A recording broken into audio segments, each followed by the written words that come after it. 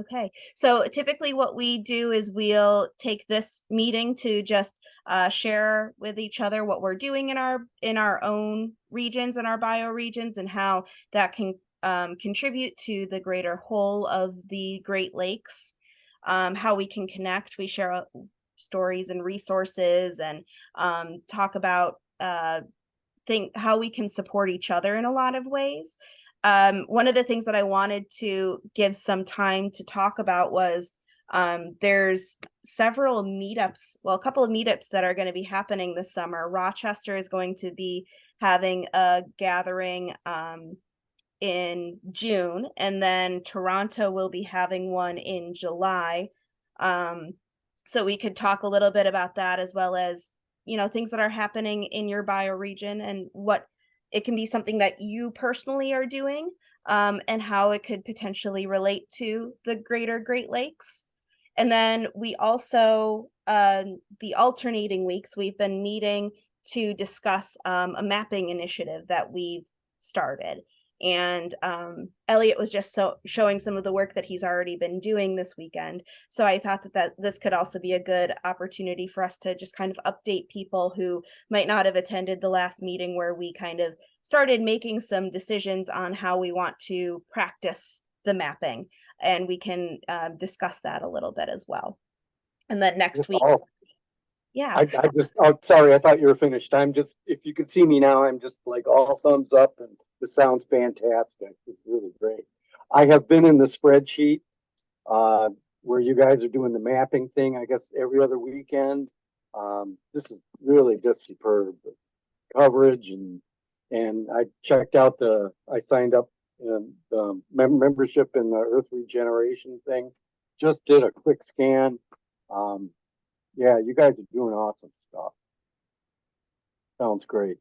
Thank you. Thank you. And we're also very excited to have anybody who's interested on board. So you're more than welcome to help out with the mapping. Right now we're kind of focused in one area, but the desire is to spread across all of the Great Lakes, and encompass all of Lake Ontario and Lake Erie, and into Lake Michigan as well, and Lake Huron. So having more people who are um, to represent those areas is very much appreciated. Yeah, I guess Rochester was going to be sort of the pilot, the first site where you guys were going to be prototyping whatever you kind of come up with, just sort of in a general. I don't know. That's the sense I got.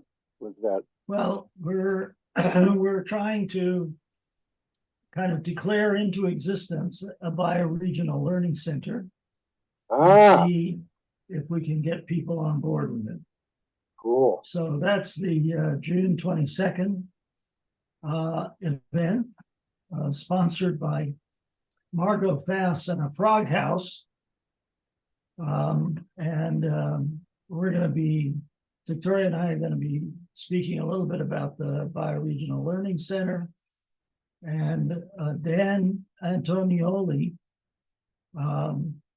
who's been a bioregionalist for 30 years, is going to be speaking as well. He has some ideas. He's moved here to this region about the same time that we did, a couple of 2.5 years ago. And he's living near Ithaca. He comes up to Rochester quite a bit. Cool. And then Toronto, huh? Yes. Well, Toronto's been going, seems like forever. Yes. Toronto is largely led by the Legacy Project. So there's several members from Toronto that join, that are each, Elliot's one of them, that are engaged in a lot of different activities. But the Legacy Project is from the Seven Generations organization. They are probably the largest activated bioregion, is what we're calling it. So it's an organization that's actually doing a lot of outreach and networking within the Greater Toronto area, and are enacting bioregional initiatives in that way. And they do a lot of intergenerational work as well. And as soon as I find their website, I can send it to you. But that's Brian Papa and Susan Bozak that they occasionally come on, but they're also very busy.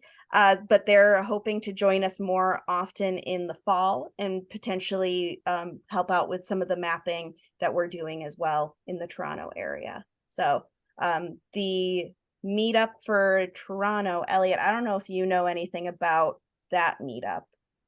You could speak to it at all. It's gonna be, so I'll just take one step back. So yeah, Susan and Brian are doing amazing things. And there's also so many other organizations that are already talking to each other to a certain extent, in some capacity aren't talking to each other yet, that are now starting to come in contact with each other, which one of them is this kind of decentralized group of farmers and community activists on the west side of Toronto. Yeah, that have been talking about tending soils and tending the soil of healthy communities / healthy relationships for many years now. And at one of their farms, we're going to have a potluck in July 19th, if I'm remembering right. And yeah, I think it's just show up and hang out. That's about the grand plans for that. I saw Dave Henke put out a video, what, like a year and a half, 2 years ago. Does that name ring a bell? You folks that are familiar with the history, kind of interesting to see who is still around and from our last North American and Great Lakes Bioregional Congress initiative back in 84, 85 time frame. What's that name that you said? Dave Henke, I think it's Haenke.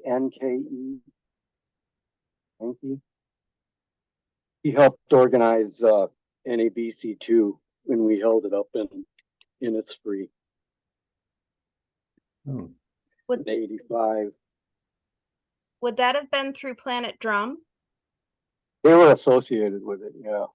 I've got a bunch of historical material from that time period, actually. So some of the old presentations and notes and whatnot.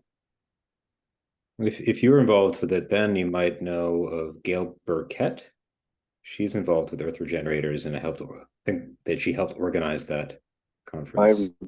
I remember a Gail, yeah. Yeah, she's in Idaho. Stuff. Great. I guess Peter Berg is he still around?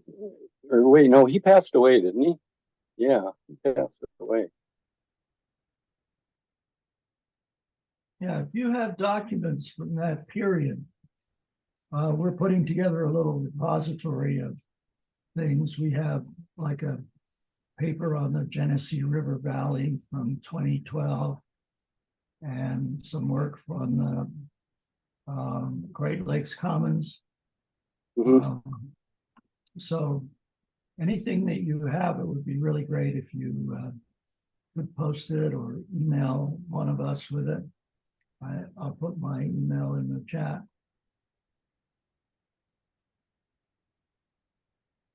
Yeah, and you're also welcome to add to that Google Drive that you mentioned that you were looking at. If you wanted to, I think maybe what we could do is add a couple more folders to segment some of those and sort through some of the resources that we've been sharing. Most of it has been added to the Mighty Networks page, but it would probably be good for us to have it also on the Google Drive to find it easier. Sure.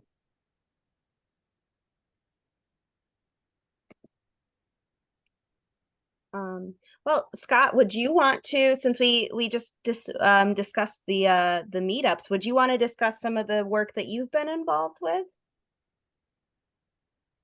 I'd be hard pressed to say that I've been doing much of any work over the last few years, quite honestly, in the kind of community sense, other than sort of in a theoretical conceptual framework thing. Yeah, it's been tough for me personally on the ground for the last, I don't know, number of years now.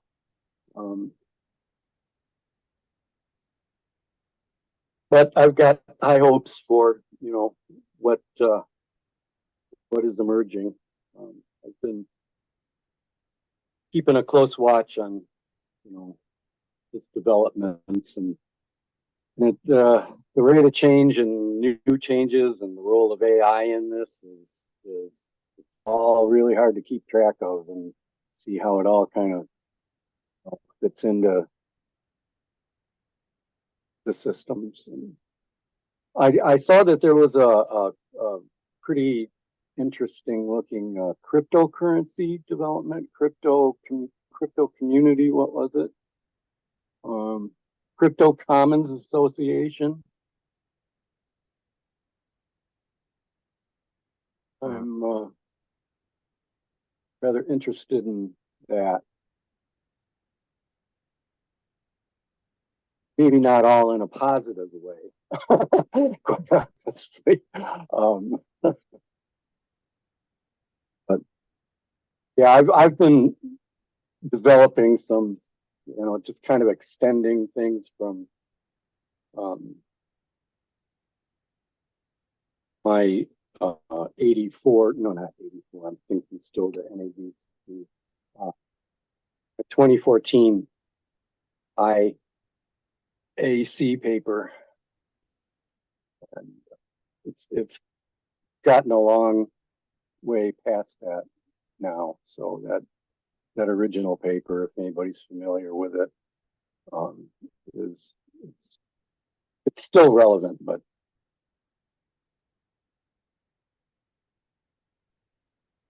Would you be able to share that with us? yeah, I gave a presentation. I think the last presentation I gave was at one of Mutual Aid Network's solidarity sprints back in 2018, I guess it was. Oh, 2017.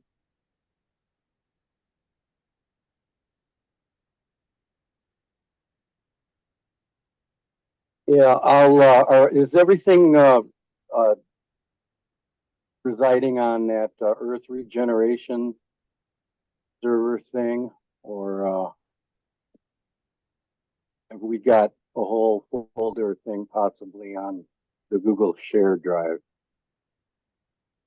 So what I've been doing is any resources that are shared in the chat and anything that people mention. So I post the recordings and a summary of the recordings, and then any of the resources that are shared in the chat I have been putting on that Mighty Networks page.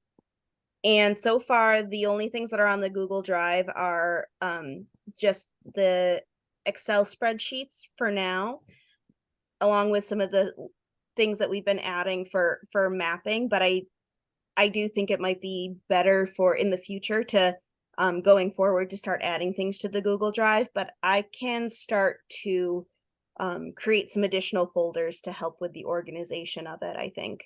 Rather than just everybody putting everything in there. So I can, if you wanted to add it to the Mighty Networks page, that would be probably the perfect way to go. And then I can start adding things to the Google Drive. Okay.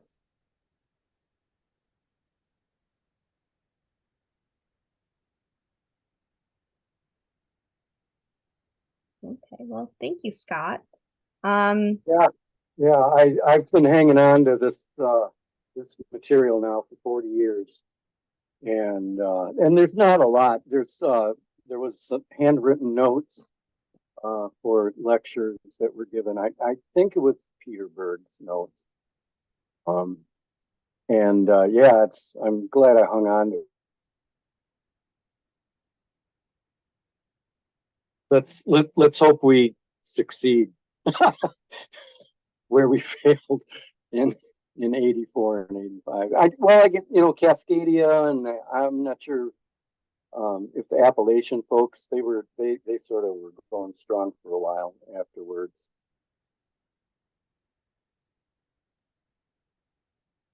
Okay. I don't want to get to babbling. It's been a long time since I talked about this, and some of the things I've done since then in my life, I have created and built some things and organizations which I think have done good in the world, but it's hard to not look back at that time and the enthusiasm and the vision that we had. We had people from Mexico and Central America and from all around the North American continent up there at Camp Innisfree, and as well as a number of FBI agents that made no effort to hide themselves. And that's why I was kind of thinking about Dave Henke, because it'd be kind of interesting to just get, and Dave Henke's his YouTube video. I don't have a link to it. He kind of recounted some of his memories from that, and I don't want to.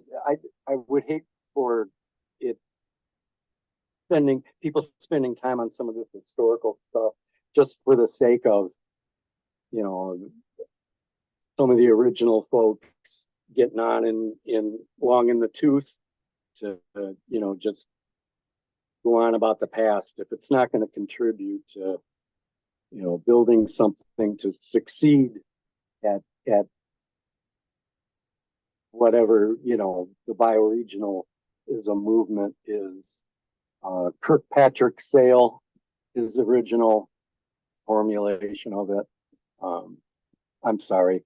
I'm babbling on about this. I'm just going to be quiet now for a while. Actually, I think most of us are interested in a lot of this history. But why? I mean, what is the point unless it's gonna? Sorry, no. I mean, part of it's just to kind of understand where people have been thinking in the past. And a couple of us have written some stuff about the history of the bioregional movement. Okay. There's some articles that we put into Green Horizon magazine, which is edited by a friend of ours, Steve Welser. And it's the kind of official publication of the Green Party. And they're very interested in, kind of reviving this movement as well. But I think a lot of it's just about, can we bring together some resources to educate younger people about the vision and the significance of this in the context of the meta crisis. So, it's very helpful to see how other people viewed these things and what happened that brought some of this to a standstill. And so, sharing some of that with us, I think a lot of people would be interested. Yeah. It was an idea that was a bit before its time, I think. That's how I rationalize it anyway. Right. Yeah, I think it's an important part of telling the story too, right? So there's one side, oh, we tried this and that, and who cares about the details, or that sort of fizzled out. But that's actually part of a larger thrust, and I think it's interesting and important to tell in a way that brings substance to the projects or just the idea that this isn't coming up from somewhere, it's coming out of a tradition. And and that stuff about the CIA or the FBI getting involved. Well, now they're like our friends. No, but that's part of the story. Fiscal fascist takeover, Yeah, it's interesting though, right? It's part of the history. You'll find more woke people working in the intelligence community than probably any branch of the military industrial complex. Yeah. And I think Henke, I think he's actually been around here. Not this particular subgroup of Earth regenerators, but I think he's been around and involved in different workshops and whatnot for the last couple of years. Good, good. I guess Phil Teal passed away.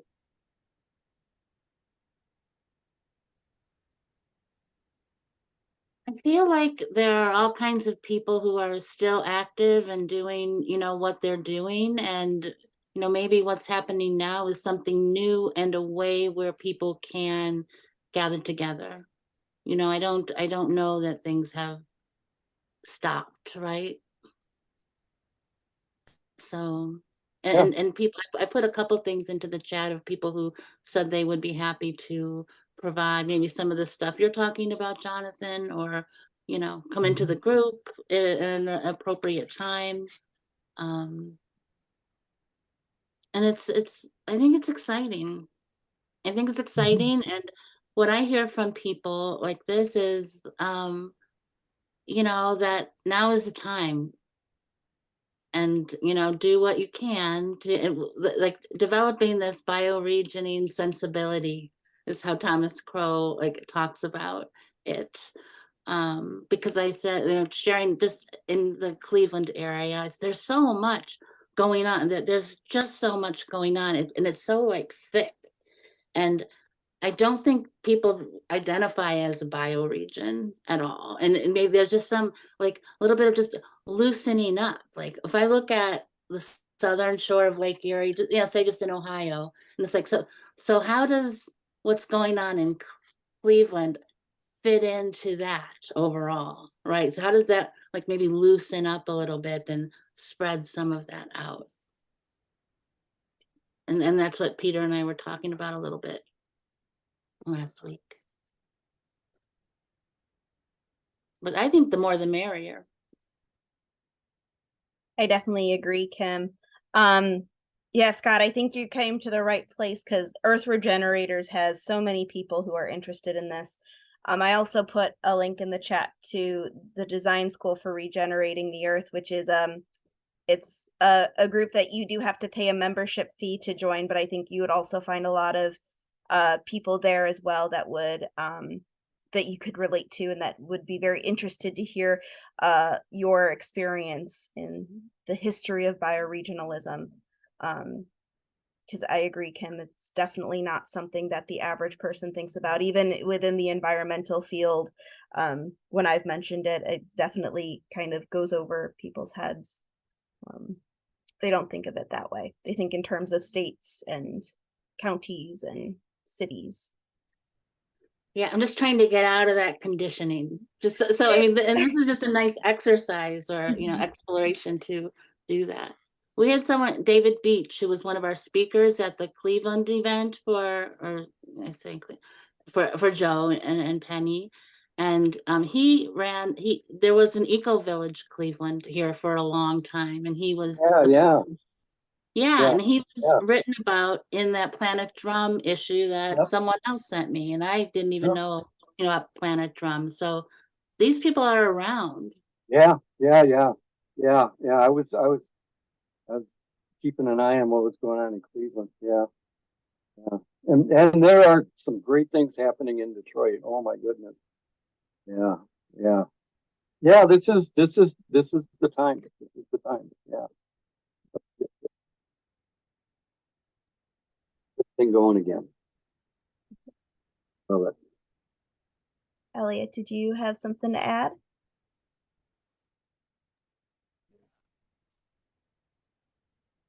Interesting to hear where we've come from and to be reminded of where we're going. And if it's all right, I'll just I'll show you a small project that fits within a bigger project that I'm going to be working on this upcoming week.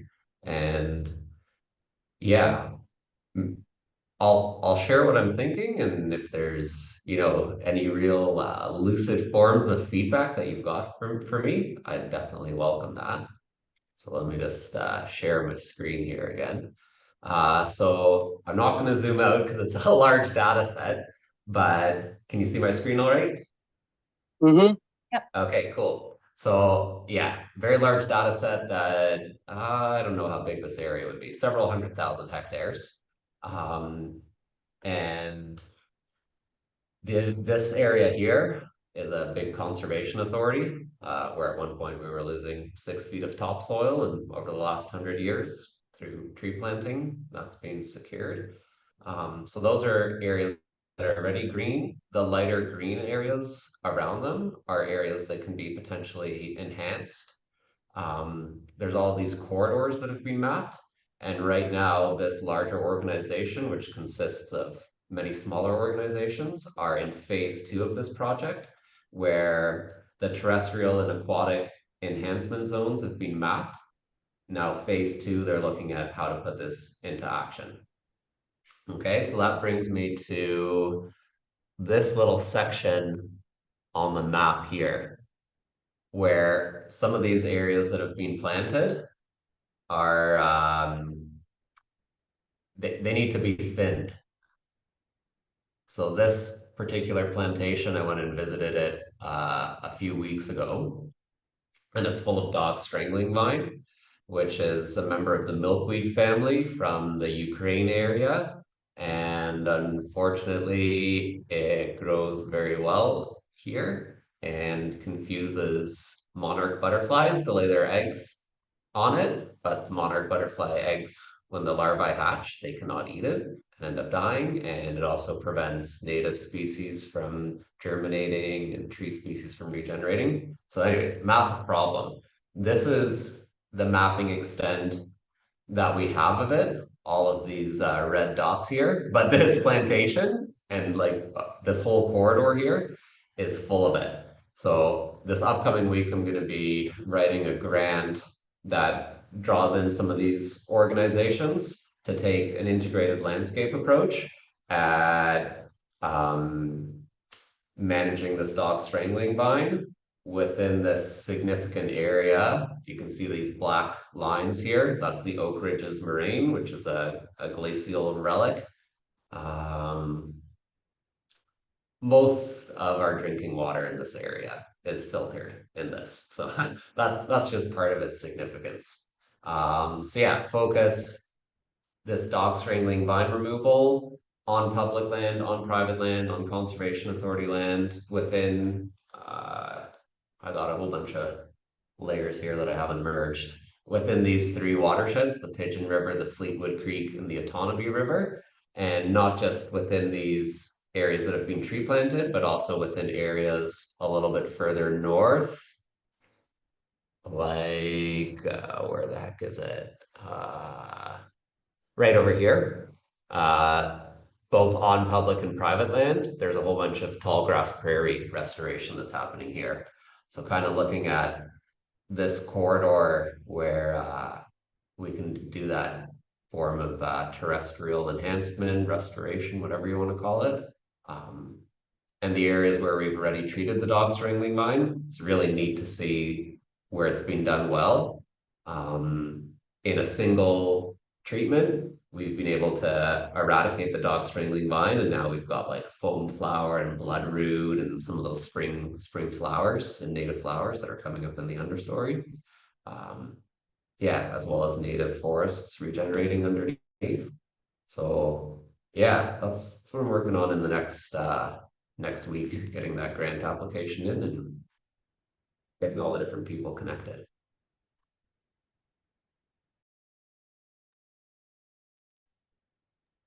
I guess that's Amazing. It looks like you're having a blast.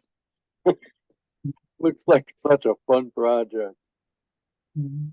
Good work, Elliot. Elliot, is this what you do full time or is this something you do not in full, Oh, this is the kind of work you do. Mhm. Okay, great. Wonderful. yeah. And I you do it for your own company or you work for others or? I had my own, well, yeah, primarily I was working on my own company until about 2 months ago. And yeah, well, cut me off going on too long. So yeah, I've made $2,000 in a year and lived off of that. I've made over 100 grand, and there's so many there's so many considerations. Like part of my motivation for working so hard was, maybe then I can afford a piece of land and I can grow like fruit and nut trees and blah, blah, blah, blah, right? But kind of grinding it out like that, like I was doing good work, like forest, Mhm. regenerative forestry type stuff, but it wasn't great. So about in September of last year, this opportunity came up to help an organization, a nonprofit, write a federal funding proposal that is about helping farmers manage and integrate trees on their farmland in better ways through agroforestry practices such as silvopasture, tree-based intercropping, riparian buffers, and forest gardening, or whatever you want to call it.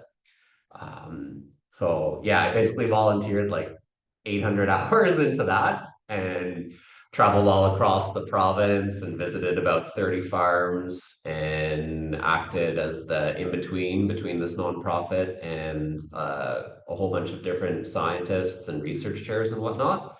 And June 1st, we should hear back if we got it. It'll be a 5-year program to roll that out. And as a result of that, some of the organizations that came together to put that funding proposal in decided that they needed to create a shared position to improve the state of private land forestry within the Kawarthas, which is kind of like the northern Finger Lake area. If you look on a map, I may as well show it. It looks very similar. This is it's not a perfect boundary. Sorry for all the clicking. Um, yeah, that's roughly the Kawartha Lakes there. And you can see how it looks kind of similar um, in terms of these long lakes that slowly drain into Lake Ontario. So yeah, about 2 months ago, I started working for two different organizations with a larger mandate of improving how forestry happens and how it fits within an integrated landscape approach. So part of what I'm doing is lining up private landowners to have their conifer monocultures thinned. And then we're looking at taking those thinnings and turning them into, well, we've got to pass all the engineering tests, but turning the wood into cross-laminated timber so that that can replace steel and concrete in bridges and buildings and for beams and whatnot. And yeah, so that's what I've been doing full time the last 2 months, and yeah, I'm definitely enjoying it. It's a good challenge and two really good organizations with like 10 people and 7 people, but yeah, really good teams. And yeah. Do you think that you would have gotten the job if you hadn't done the 800 hours? Yeah, Volunteering? I think so, because the one part of the project that I'm taking over, I've mentored under the forester who just retired. And even before I put in the 800 hours, she was already asking if I'd be interested in taking over from her. Um, yeah. I asked because Jonathan and I host this, once a month, twice a month kind of right livelihoods. And so, I'm glad that your employment didn't hinge on your 800 volunteer hours. And, it's a great story. So great. Mhm. What you've been doing is fabulous. It's really amazing. Congratulations. June 1st, you hear? We were supposed to hear May 1st, but there's a government employee strike going on in Ontario right now, and that plus just sometimes slow bureaucracy. Yeah. They're very lucky to It's have you. beautiful. It's so beautiful what you're doing. It is, it's Does- great. Do you anticipate doing things internationally, or like, is this anything that you would, what a nice way to go around the whole Great Lakes somehow. Is there a connection? Do you want connections of people who might help you here? Oh yeah, for sure. Like the more the merrier, and there's only 24 hours in the day, and yeah, sometimes I have to sleep as well. But like what I keep coming back to is one of those slides that Joe shared in one of the 8 presentations about and I forget it's some effect, and he had a picture of Michael Jordan up on the screen. And that combined with some of the literature that I've been reading on socio-ecological change from various places around the world, it's usually like a few individuals that just make it happen, and not in a prescribed kind of way, but just by like being out there and talking to people and making connections. So rather than just having a Michael Jordan that inspires 30 years of people buying sneakers that are made by child labor and blah blah blah blah blah, it's like we need like that whole diverse set of people that are super inspiring and doing all the different kinds of work. And maybe occasionally they get together and talk with each other. Maybe not. Maybe it's just like, these little moments of sharing.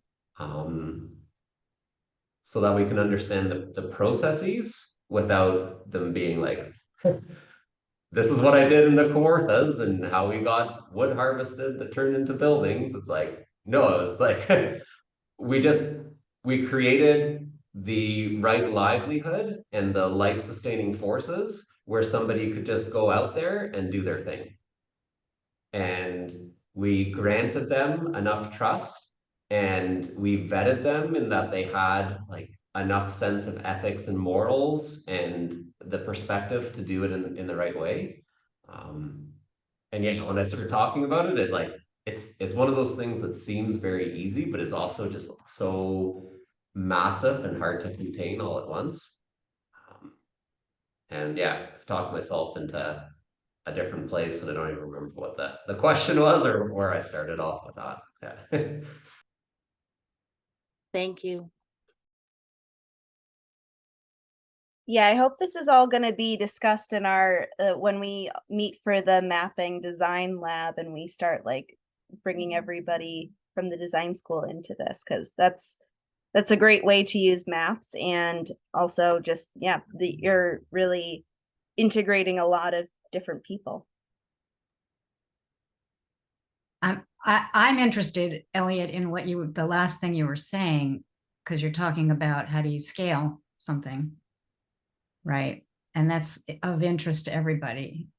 So that would be really great for you to share the context of that, because I missed that connection of what we were talking about, whether it was what you're doing now.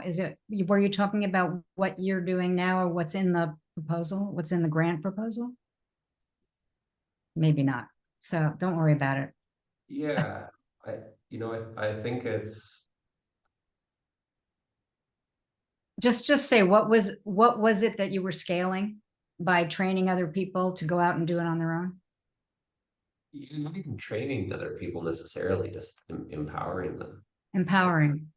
Um, yeah, and that's not necessarily through the grant. That's like the context that I was talking in is more how we make this type of like the work that I'm doing is like this tiny, tiny piece of the puzzle. So it's like, what is the most effective way to spread that across the landscape so that like I'm thinking of some of the younger people in the design school. It's like, okay, what are the rites of passage that you need to go through and the right perspectives and ethics that they can get schooled in, and while they're getting schooled in that or learning that they can also already start to practice some of this just like I like words like this. I also don't like words like this, but the like weaving and doing all that kind of work. um, Mhm. Yeah.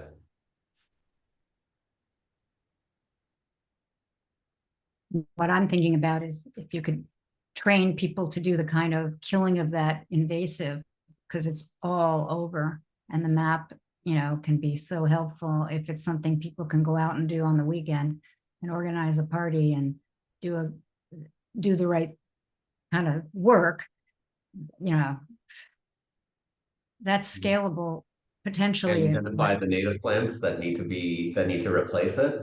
And if there's like enough of them, or if we need to cultivate them by growing their seed. And yeah, it's definitely part of that is like increasing the capacity.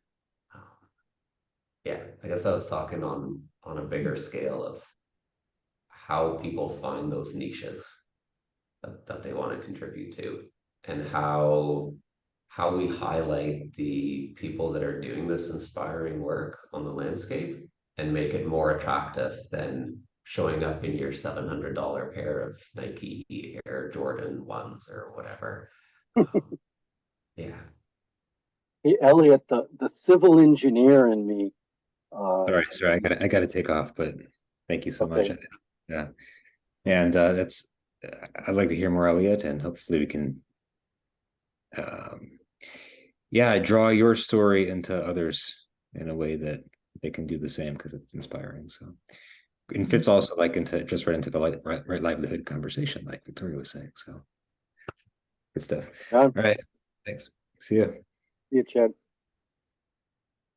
I think the one of the paths would be if you could help by the grant that you wrote, figure out how we can educate people to look for grants that have been given in their area that require manual labor to execute the kinds of things that you're doing, and where you might look to find them and to get a job doing that. Because people need to get paid to do something. So I think that it's pretty amazing, and I hope there are grants being applied for to do this kind of thing around here. And one of the things that's also would be great, especially for the US, would be to find the federal grants that are there. Oh, you're in Canada. But if we could find people in the US who understand where those kinds of projects are being put out in RFPs, in grant proposals, and to follow those and to see what gets awarded and go and get those jobs, because people probably haven't hired people to fill those kinds of jobs, right? You don't do that in advance.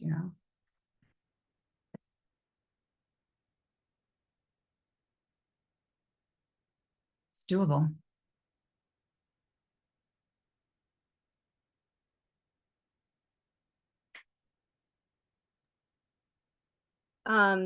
Elliot, one thing that you said, just how do we find niches and how do we motivate people to get out and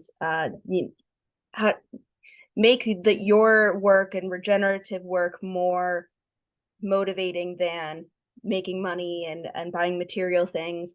It struck me that when we were doing, when I was working with Claire Atwell and Stephen Morris, and we were hosting the design school learning journey, that was something that like repeatedly came up on how do we support that process. So I think like that's definitely a conversation that we would want to continue to have too. If you have ideas, just how do we support people find the thing that motivates them to get out and do what they can, because not everybody is going to be able to fit into invasive species removal. What else can they do? It doesn't mean that they can't help in some way. This is why I'm so excited about the mapping. And that map that I was showing at the beginning with like, this is what the Niagara River watershed actually looks like. Like that's just the base map. Like, in that Cascadia Underground document, it's like that's step one or whatever. It's the first step. The next step, which I think is where we start to like bring people closer to like bring that understanding of bioregionalism, and we have to do like we have to change the way that we're doing things, otherwise we're gonna die. Like bring that in a graceful way to these people, and then through these community mapping discussions, which aren't really about mapping, but just like how do we want to live as humans in this place that we call home. Um, that yeah, through those discussions and through those gatherings, people can find the different niches. And it's like we need psychologists or mind benders that specialize in convincing these millionaire pathologists or billionaire pathologists that what they're doing is isn't helping themselves or anybody else out, and what the right way is to spend that money. Yeah, this gets into a whole nother discussion. What's this resource you're sharing, Kim?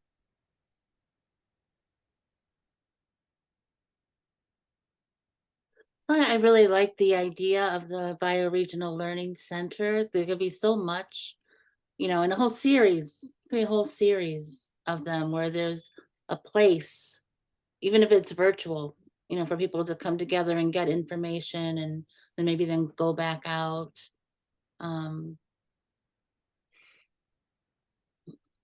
I just posted a little something I just read today. The oceans are missing their rivers, right? And it's shows the mapping of rivers. They're not reaching the oceans anymore, and it's an educational piece and about what damming does. And there's just to amplify the good and the stuff maybe that would have the most impact right now, for that funding. And I feel like I just want Elliot to just get so much money to do whatever, the work that he's got to do, and share that really wide in some way. And I think it's happening. There's definitely so much movement right now, right? In these, it's not just the change spaces. So I don't know, I'm just babbling a little, but I'm so inspired, Elliot, by what you're doing. And the visuals really help. The map really help get, our eyes and our senses around the work.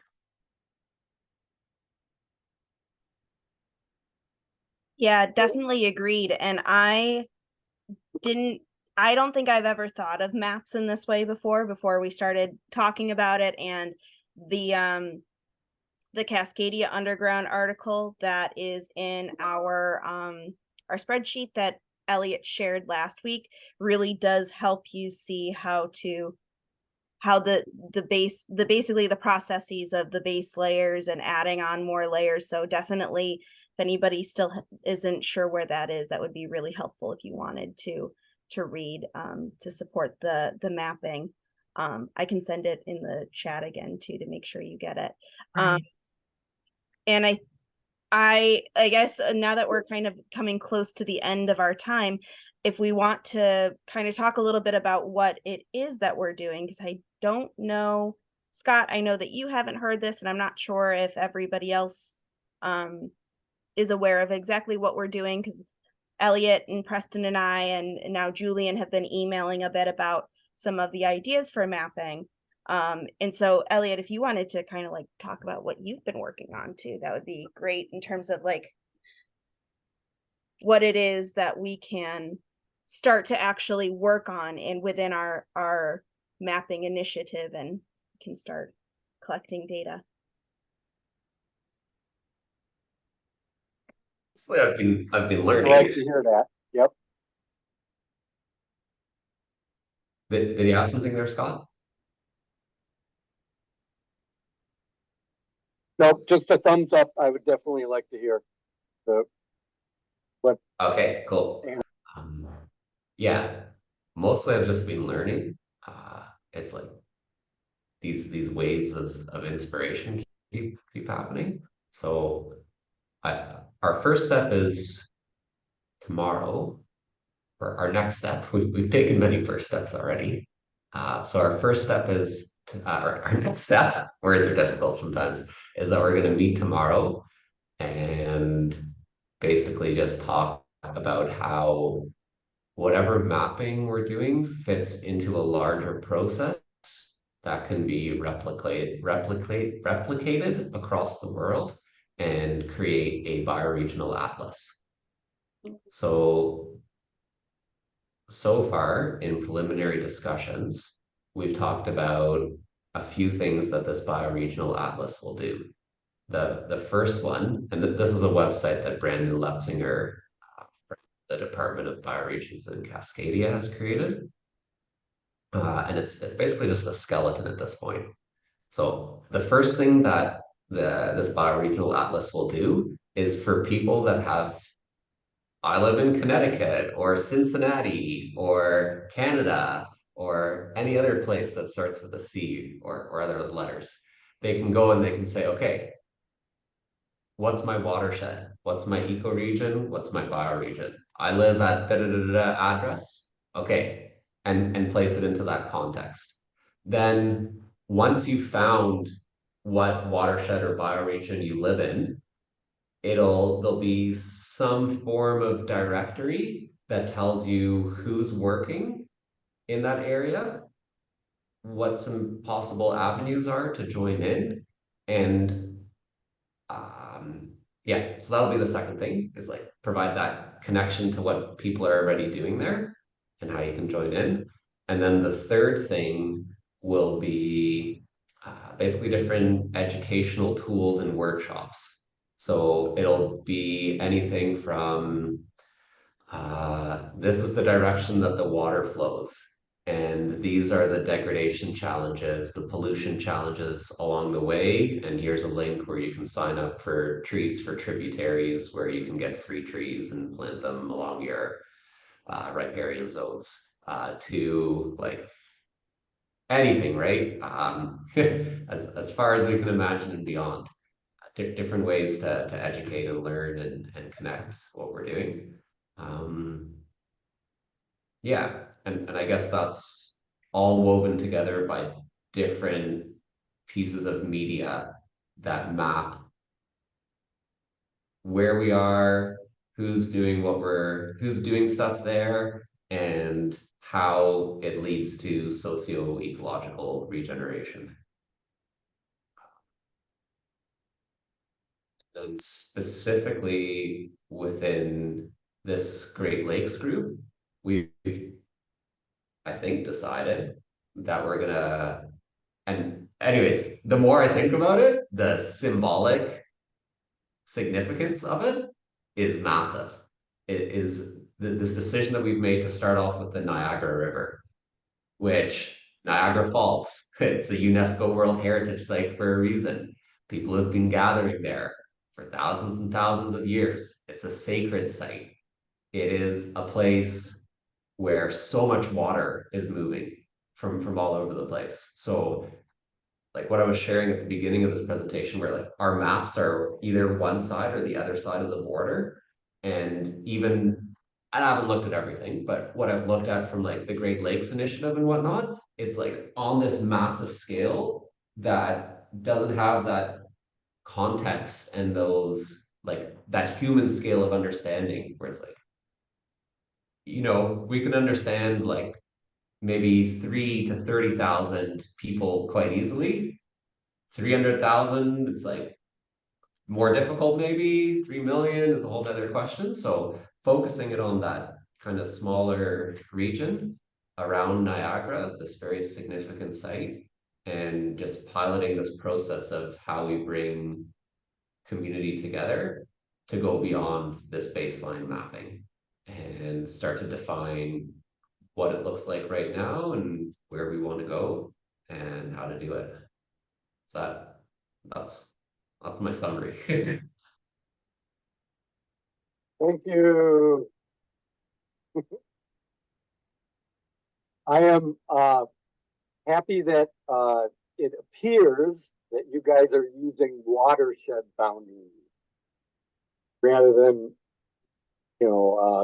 the other possible definitions of bioregion in terms of, the types of flora and fauna that are there. That's kind of been I've always had that as kind of like any systems that you build out on a bioregional, sub-bioregional, sub. It's just so much easier if you just go with that very, you can get down to within a yard of what the boundaries are using watersheds and U.S. Hydrogeological Survey maps and whatnot. Being able to access those databases, mapping. Great work. I am excited to read this Cascadia underground paper. Fired up about where they're headed.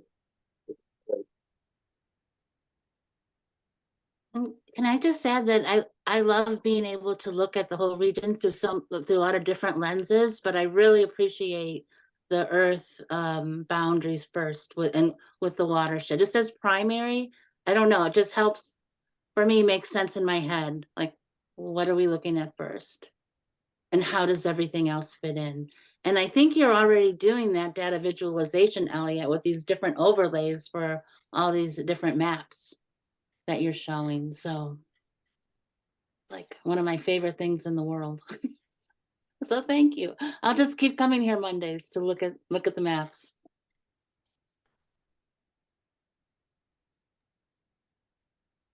Well, and I just wanted to mention that I think likely in the next meeting, because as Elliot said, we're going to be meeting with people from Cascadia who are also doing bioregional mapping. And we're going to learn more about how we can contribute to the bioregional atlas. So the next Monday, we would have more information. However, I won't be here. And I know that Victoria had mentioned canceling because of the US holiday, but that doesn't mean that Canada needs to cancel. So Elliot, Right. if you wanted to continue to meet, and I know that Julian was very interested in getting back involved, it sounds like Chad would like to. I sent you my host key, so you guys can hop on and can record if you want. If you put in that host key, you would be able to record so that we don't lose momentum. And Elliot, Jonathan and I are That's- traveling up to see, well, we have a relative in Toronto downtown that we're going to be visiting. Where do you live?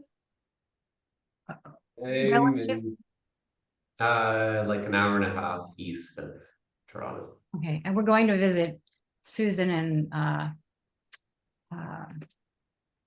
Brian. Brian? yeah, Brian. And then somebody is housing us, which is wonderful, and they're in Toronto. I don't know if there's any chance that we could see you, on the weekend, but What dates is it?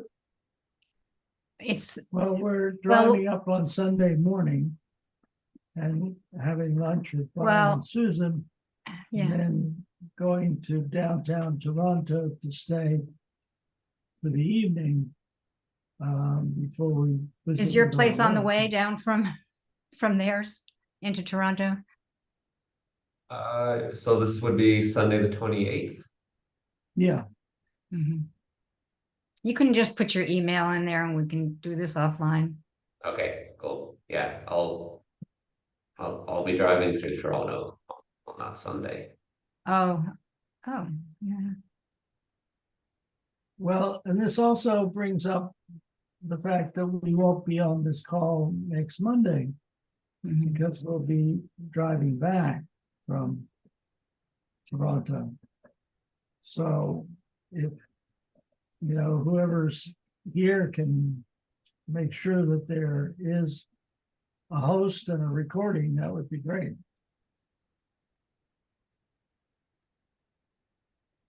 Yeah, I would definitely like to hear what comes out of it. Especially because I know Julian also is very interested in mapping as well, and I think he can contribute a lot. So uh, I'm excited to see how this moves forward for sure. Um, so we are kind of coming to the end of our time, and I would really like to give everybody the chance to do one more round where you can give a closing or just if you wanted to add anything for the next 10 minutes.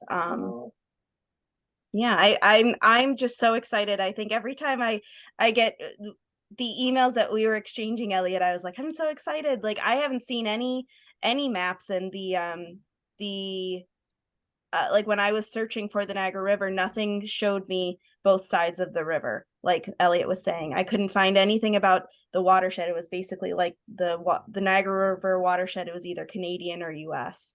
So I think, and even that was kind of groundbreaking for me because I was talking about the Niagara River watershed, and I sent Elliot a picture of my watershed on the US side, and he was like, well, why don't we make it both sides? I'm like, you're right, that is bioregionalism. I wouldn't have even thought of that. So talking about, practicing your expanding outside your boundaries, Kim, it's becoming more clear, I think. So I'm really looking forward to continuing that discussion and meeting tomorrow with Brandon too. And I will pass it over to Scott. Yeah, this has been really great. Yeah, don't have anything to add right now. I'm looking forward to being in the loop on what's happening, and I'll follow through on getting these historical materials together to throw in a folder. And yeah, I'm just excited to be in the loop on stuff with you guys. You're doing some really good things. Yeah, that's it. Looking forward to the next meeting. Would you like to choose the next person to check out? Jonathan, how about you? All right. Why not? Um, thank you. I find a lot of this stuff fascinating as well. I'm making all kinds of notes of articles and videos and things to watch. Because it really is building momentum for what I think of as a bioregional future for the Earth. I think if we think about humanity surviving this period, the planet will need to look very different from the way it looks today. And so, and if humanity doesn't survive, then we don't need to worry about what it looks like. It'll take care of itself. But if we're around and our words and deeds live on through human history, we can really foresee some extremes for the better. So to me, this is, kind of foundational to that whole process. So that's what I'm left with. Kimberly? Yeah, so just checking out with gratitude, and just remembering that it wasn't very long ago, Anna, I remember I was just like curious about what's going on, what's going on in the Great Lakes bioregion, and then was so just really happy, and like you said, to be beyond comfort zones for sure, and in new areas, but still something that's been going on for a while. Learning together in groups is just like a great way to live, I think. So this is just happy and grateful, and sometimes uncomfortable. And I will pass over to Victoria.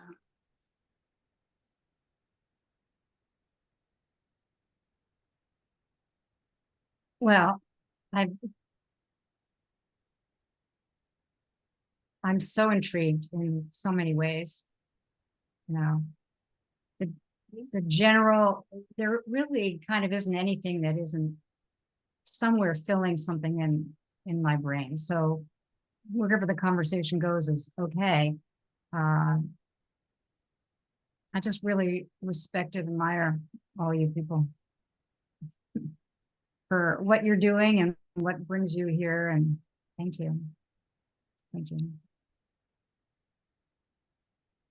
Have you gone, Anna? Yes, I think Elliot's the last one. Oh, Elliot, you're next. Yeah. Thanks for listening to me and giving me the space to show some of these maps. Uh, yeah, talking about this stuff is very hard sometimes. Mm. Yeah. So then he got back to me. Um, gonna send the community garden files at some point during the week. So that'll be cool. And yeah, I'm very excited where this is going. And I was very skeptical when first meeting Joe and hearing about Earth Regenerators and the design school because I very much like things to be real and focused on action. And yeah, I'm seeing how these bigger ideas are flowing into things that make sense. Yeah, understanding how this whole process is working and yeah, also just look, it's I really appreciate these spaces because it allows me to practice how to be a human without having to restrain who I am, even if that isn't like perfectly formed in every moment. So yeah, thank you to all of you for that. And that's all I got. Yeah, I hope people aren't worried about being perfectly formed. By that time, things have gone on and it's God's. Right on. Yeah. Well, if you're ever interested in how do you get rid of that need to have everything be perfect, you can talk to Jonathan and I about a course called the Landmark Forum. I don't know if anybody's done it, but do you know about that, Elliot? Yeah. I used to work with a carpenter, and him and his wife went to that and joined in. The definition of perfection that I'm using is the willingness to strive, not that everything has to be Ah, 100%, but yeah. yeah, and that sometimes in that striving we can fail. Yeah, hmm hmm and it might not even be failing. Right. No, no, this is As they this is a say, very safe space for that, for sure. but what you're saying reminds me of go big or go home. Yeah. And good humaning. We're involved in a lot of Yes. conversations, so what is humanity's role right now at this time? And how can we be like good human, like what we're doing every moment? Yeah. So I appreciate All that. that. Great. Thank you for convening us again, Anna. Great job. Wonderful. Well, thank you guys for showing up as always. Right on. You're all- Everybody have a good holiday. Who's taking one? Yes. Bye. Bye, everyone. Bye-bye. Bye.